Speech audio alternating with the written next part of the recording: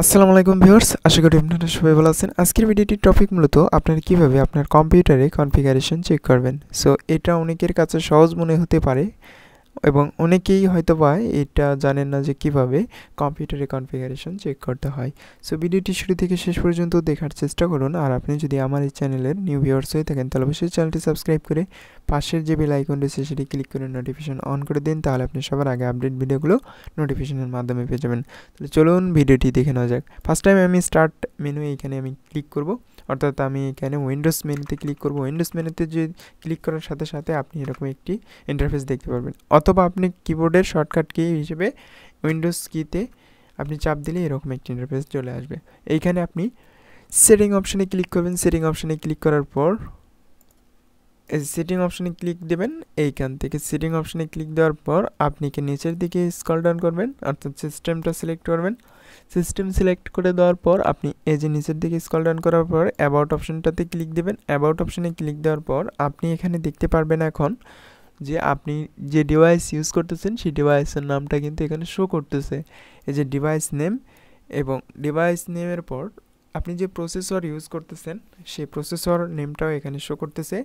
Intel core i5 4 generation 3.20 GHz এবং এখানে 3.20 GHz, এটা কিন্তু এখানে শো করতেছে।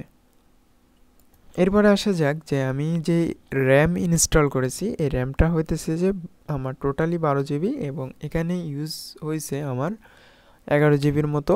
এবং ডিভাইস আইডি এখানে আপনারা দেখতে পারতেছেন, অর্থাৎ ইনস্টল র্যাম আমি যে 12 জিবি এখানে আমার কম্পিউটারে 12 জিবি লাগানো আছে এবং এখানে 11 জিবি ইউজ হয়েছে।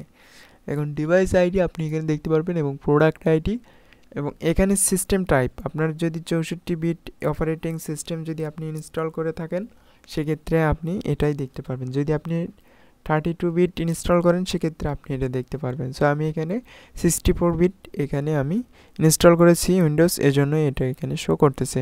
আমি আপনাদেরকে অবশ্যই রেকমেন্ড করব আপনারা 14 বিট 64 বিট আপনারা এখানে ইনস্টল করার চেষ্টা করবেন।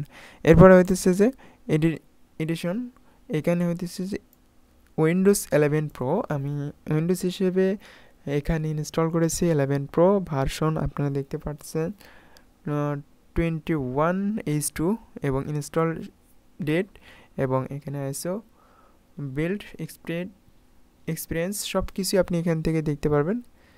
আমি এখানে এখন ক্লোজ করে দিলাম।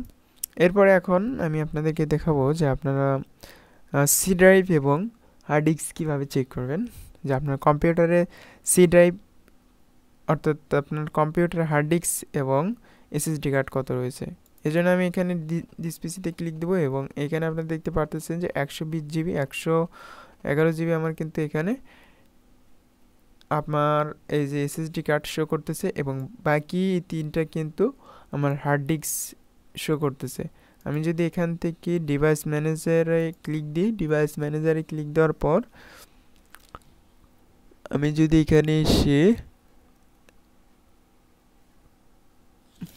সরি ভিউয়ার্স, এইখানে আপনার রাইট ক্লিক করার পর আপনারা ডিস্ক ম্যানেজমেন্ট এইখানে আপনি ক্লিক দেবেন। অবশ্যই ডিস্ক ম্যানেজমেন্টে ক্লিক দেওয়ার পর এখানে আপনি দেখতে পারবেন যে আপনার যে দুইটি ডিস্ক রয়েছে, অর্থাৎ ডিস্ক 1 ডিস্ক 2। এখানে আপনারা যদি দেখেন ডিস্ক 0 এবং ডিস্ক 1, এখানে 0টাতে আমার রয়েছে একটা এসএসডি কার্ড এবং নিচেরটাতে রয়েছে আমাদের একটি হার্ড ডিস্ক। এখানে 500 জিবি হার্ড ডিস্ক এবং 120 জিবি এসএসডি কার্ড। ওপরেরটা হইতেছে যে আমার এসএসডি কার্ড এবং নিচেরটা হইতেছে আমার হার্ড ডিস্ক, অর্থাৎ এটা হইতেছে 7টা এসএসডি কার্ড এবং নিচেরটা হার্ড ডিস্ক।